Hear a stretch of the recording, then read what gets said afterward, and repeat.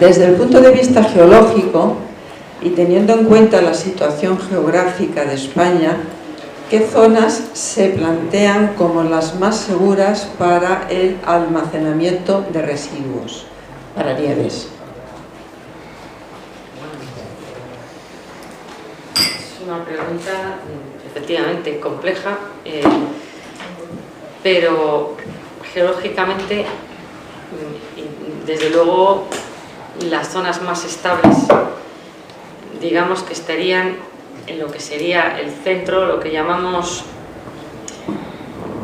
del centro, bueno, y parte de lo que sería la zona estable del macizo esférico, que sería, pues, evidentemente, lo que sería el sur son zonas con más actividad sísmica. Bueno, lo que sería también el norte, la parte pirenaica, pues podríamos decir que a lo mejor también es más inestable, pero bueno, luego del resto de España quizá el problema tenga más también una relación con la demografía, ¿no? Que tiene que haber varias variables que sirvan, no solamente la variable geológica, ¿no? Pero digamos que geológicamente podría servir. En general se habla de granito como una roca madre estable, las arcillas, bueno, pues también, pero vamos, normalmente se podría hablar de, sí, de zona sedimentaria, pero también la arcilla se puede utilizar como aislante que bordea todas esas cápsulas de residuo radiactivo. Y luego las zonas salinas también se ha trabajado o se piensa que podrían ser,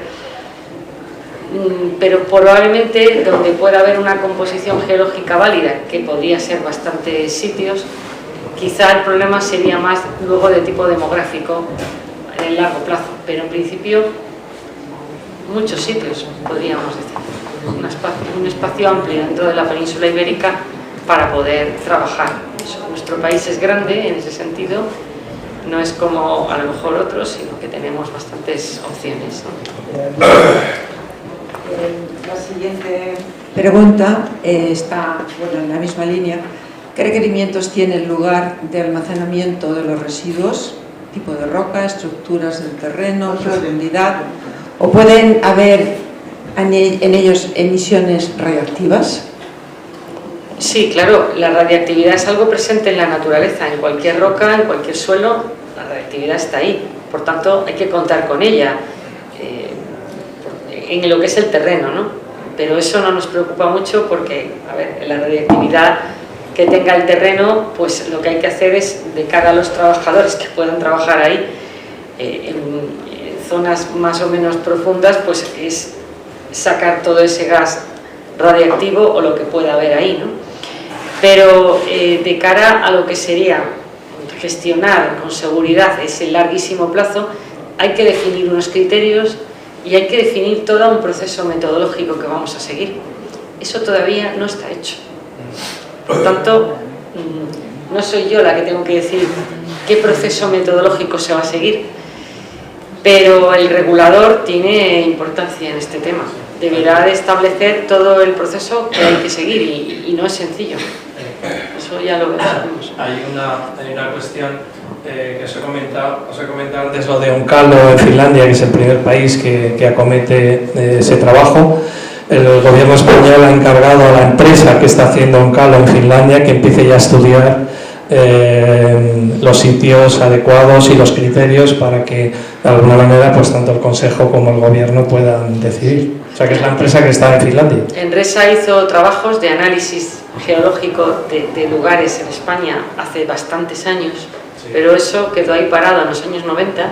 Lo sabemos en Extremadura. Que yo creo que se tenía que haber seguido, sinceramente. Creo que ese tipo de trabajos en colaboración con el Instituto Geológico y Minero de España también se podría seguir manejando toda esa información, porque siempre es interesante saber el potencial del subsuelo, que no solo están los residuos radiactivos, hay otras posibles cuestiones que se podrían almacenar, también el CO2, se habla de muchos temas, y bueno, pues efectivamente tendríamos todo un trabajo de desarrollo por parte de Enresa que hay que mantener y continuar, pero falta, como digo, la base jurídica de desarrollo regulador. Es decir, por ejemplo, cuando el ATC de Villar de Cañas, tengo entendido que Endresa compró unos terrenos para entonces, posteriormente, poder hacer los estudios necesarios. Y ahí en esos estudios, pues, bueno, salían cosas que no eran perfectamente fáciles y claras, pero a lo mejor lo que hay que hacer es una base jurídica que permita el acceso a cualquier lugar para poder hacer estudios antes de hacer nada seguro, ni dar por seguro nada. Y luego en ese proceso que digo que puede ser largo, tampoco directamente decir, no, pues ya está, aquí se hace. Bueno, habrá que ver, haciendo lo que podríamos llamar una fase de laboratorio subterráneo.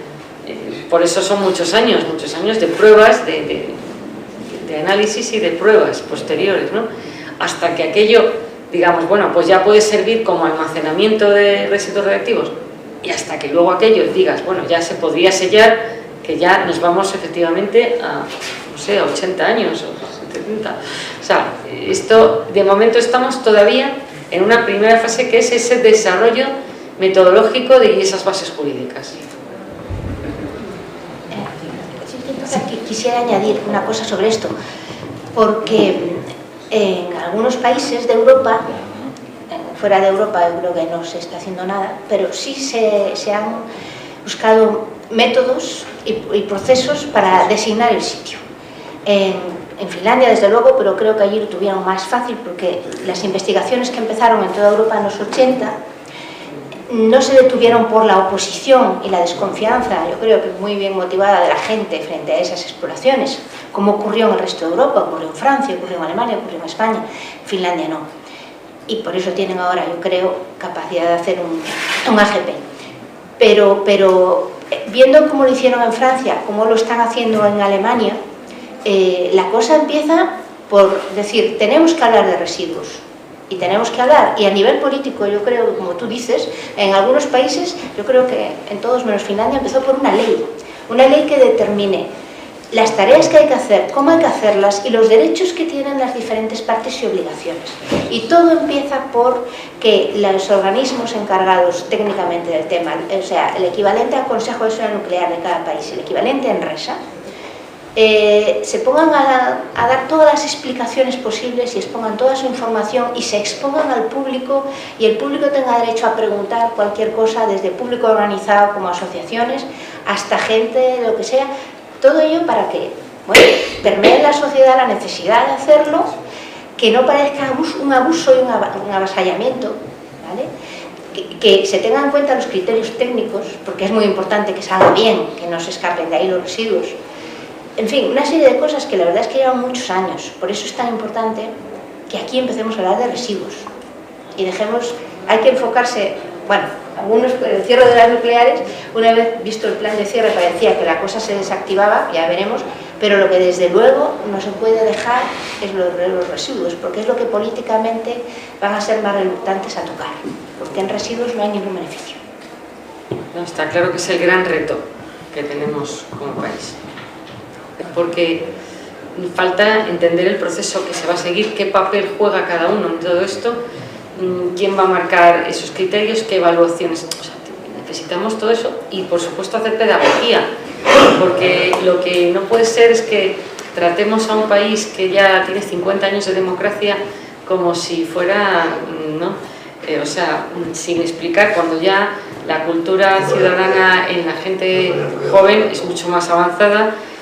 Lo que llamamos ciencia ciudadana también está muy asentado como idea, es que la ciudadanía participe, comprenda, acepte, pues todo eso hay que trabajarlo y se necesita un cambio de forma de hacer las cosas, porque tenemos gobierno abierto, tenemos plan de gobierno abierto, por ejemplo, como instrumento de gestión de una administración más abierta y más moderna, pero luego en determinadas cuestiones como estos sectores, evaluación del impacto radiológico ambiental, todavía eso, tenemos expedientes como el de Palomares, que sigue siendo secreto de Estado el tratamiento que se le da. No tenemos la información de Palomares abierta, es decir, lo que hay allí, la radiactividad que hay, que no digo que haya fácil solución, No estoy diciendo que se haga algo mañana corriendo y ya está, y todo resuelto. No, no, no, no es sencillo. Pero lo que no entiendo es que sea secreto de Estado, porque a fin de cuentas es una zona contaminada con radiactividad, ¿no? Que eso en la época de Franco fue un accidente, todo eso tuvo ¿vale? Tenía un tratamiento, pero ahora, a día de hoy yo no lo entiendo. Bien, hay una declaración, no es pregunta, dice: para mí no tiene ningún sentido, ha sobrepasado su vida útil para la que fue diseñada y lo que corresponde es cerrarla como se acordó. Bueno, empezamos ya con las preguntas a mano alzada. Máximo, tu turno, ya te toca. ¿Se oye bien, no? Yo voy a hablar de los afectados, el daño que ha hecho esa central nuclear a todos los vecinos que viven en el entorno de la central nuclear de Almaraz. Yo la conozco hace 40 años, cuando se empezó a hacer. Y como dice Juan, ahí ha habido muchísimas incidencias, sobre todo cuando se hizo la central, pues ahí se cometieron, regalaron muchas cosas a mucha gente para callar la boca, a vecinos, a gente, a políticos, a alcaldes, a todo el mundo. Pero ahí ha habido muchas fugas, como la del 13 de julio del 88, que fue a las 11:30 de la noche, y esa fuga fue de nivel 3. Esa fuga alcanzó, vamos, según decían ellos, los vientos dominantes fueron hacia Candeleda, Talavera, pero también llegó a Portugal. Aquellos lo silenciaron y lo callaron. En aquella fuga, encima metieron muchos niños a visitar la central para decir que no pasaba nada.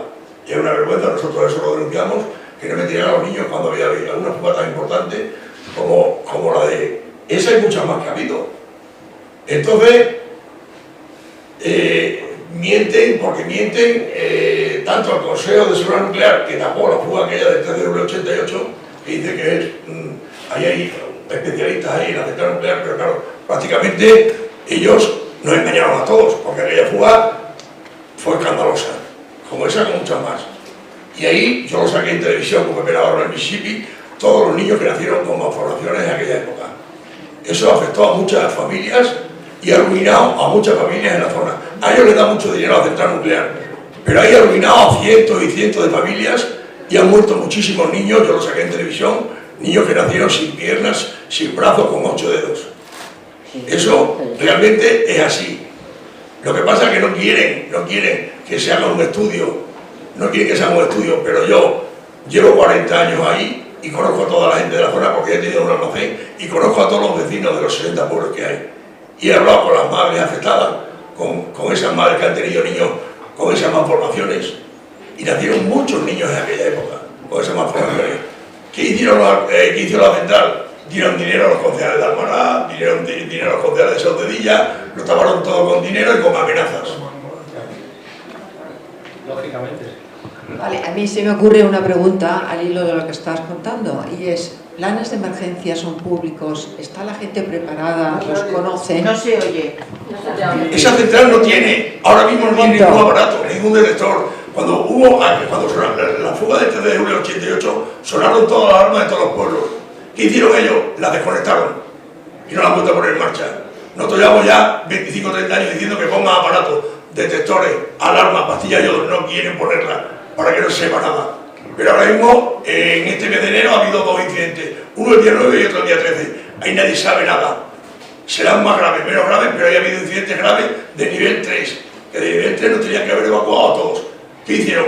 Cortaron las alarmas, nos tragamos nosotros todos los gases radiactivos que tuvimos en la central, y los ingenieros, yo hablé con algunas mujeres que trabajaban con ellos, la dieron un mes de vacaciones y ellos se fueron al norte, se fueron a Sevilla, se fueron a San Sebastián, se fueron a Bilbao, y a nosotros nos quedaron ahí tragando la mierda durante meses, toda la fuga radiactiva que hubo, que fue muy... como esa ha habido muchas.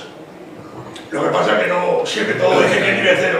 Sí, al hilo de esto, ¿se os ocurre alguna aclaración sobre los sistemas de emergencia? 10 minutos me sacáis la tarjeta y me quedé hablar. No, si está bien que hables. No he hablado casi nada y me quedé sin decir otra cosa. Está bien que hables. Quiero decir que cuando me toque, me dejáis. Pero si quiere alguien contestar a esto, que conteste.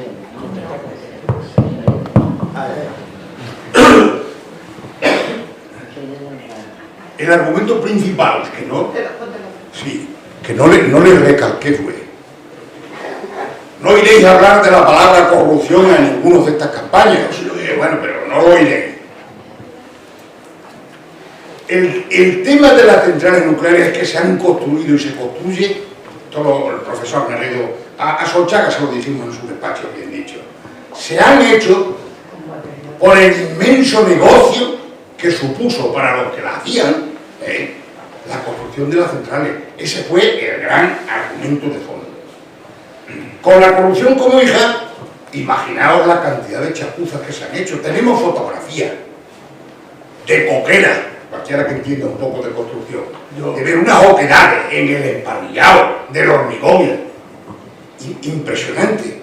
Entonces, con un panorama de eso, está recogido todo en el informe. Con un panorama de esos, y viendo que no han sido capaces de desarrollar el tema de residuos en ningún lugar, porque nadie quiere un cementerio en su sitio, pues este tema va para largo, este tema va para larguísimo. Y esto no puede esperar a que se solucione ese problema en absoluto.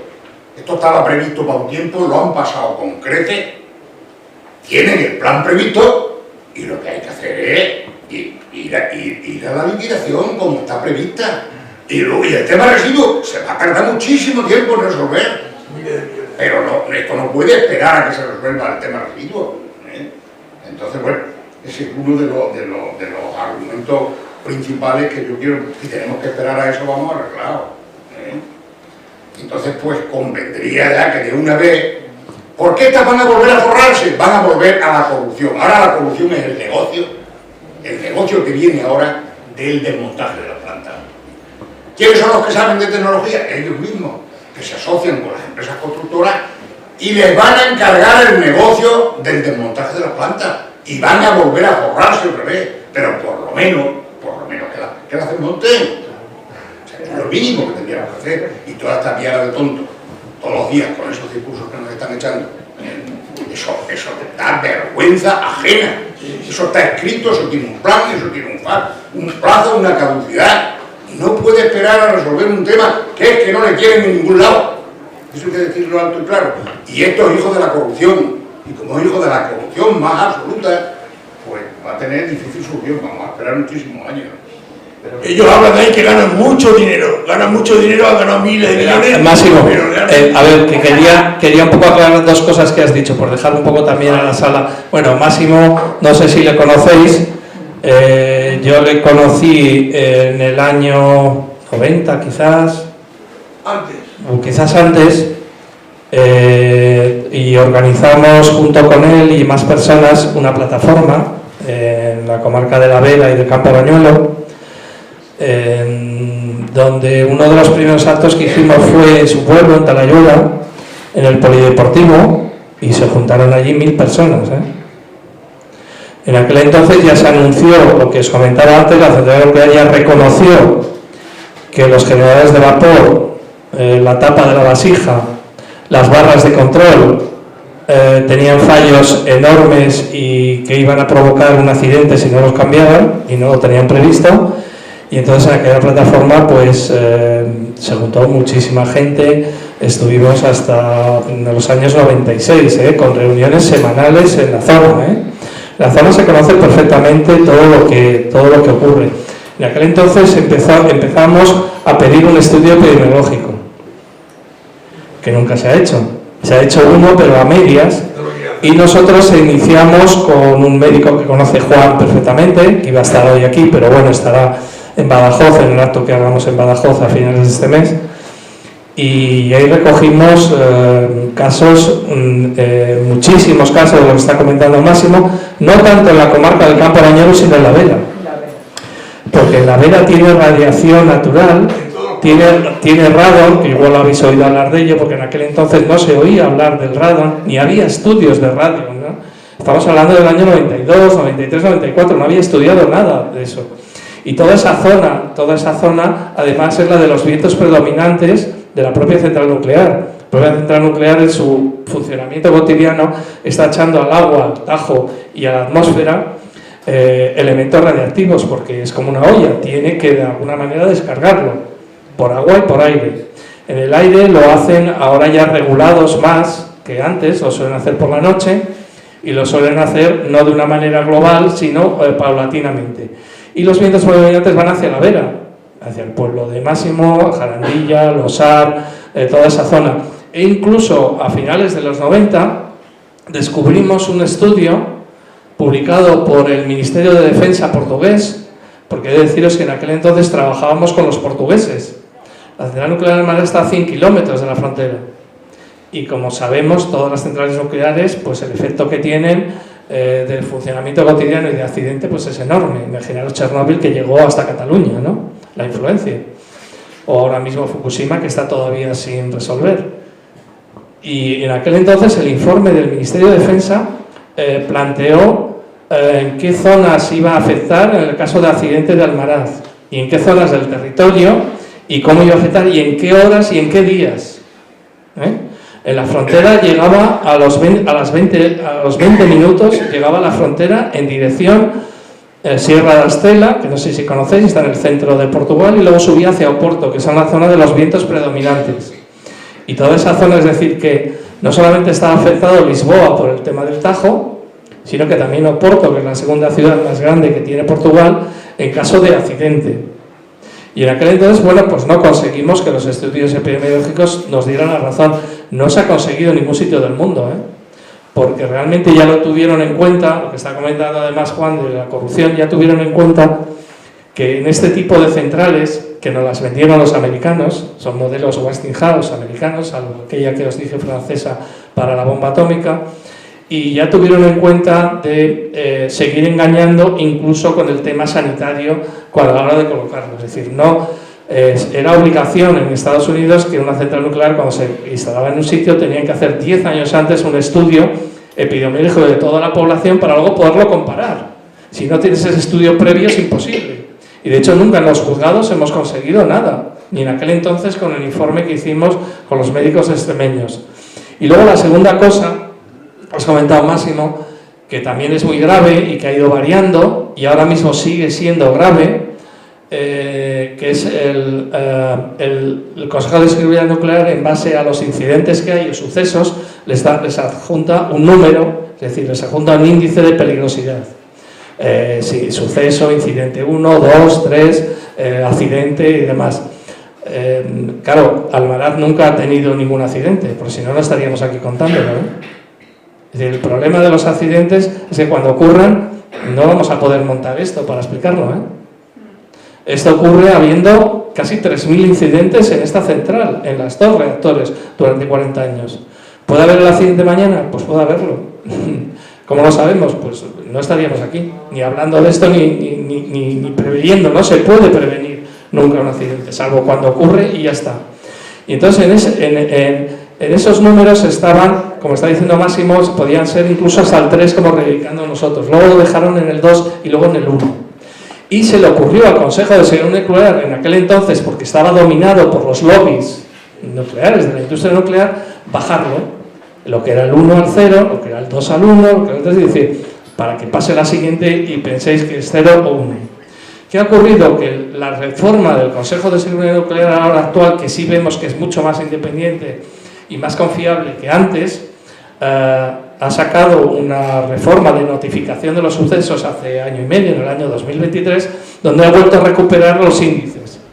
Es decir, lo que era 0 es 1, lo que es 1, 2. Si ahora os metéis al Consejo de Seguridad Nuclear y vemos que todo está notificado, adiós, y vemos que casi siempre suele ser un 0, pocas veces es un 1, casi todos tendrían que ser un 1, porque la legislación del 2023 lo exigiría, y sin embargo las empresas no lo hacen. Y el Consejo, bueno, es más independiente que antes, pero sigue también una dinámica de tapar, ¿no? De esconder, de no alarmar, como dicen ellos. Es que si no alarmamos. Yo creo que en este momento se está aplicando bien la normativa de clasificación de incidentes y espero que el Consejo haga un análisis adecuado y una clasificación correcta. Si en algún caso hay dudas, pues el Consejo tendrá que aclararlas y plantear lo que sea. Eso está. Sí, la gente del Consejo nos ha comentado que las empresas siguen todavía exigiendo que sea cero y no sea la normativa que había antes que se desarrolló.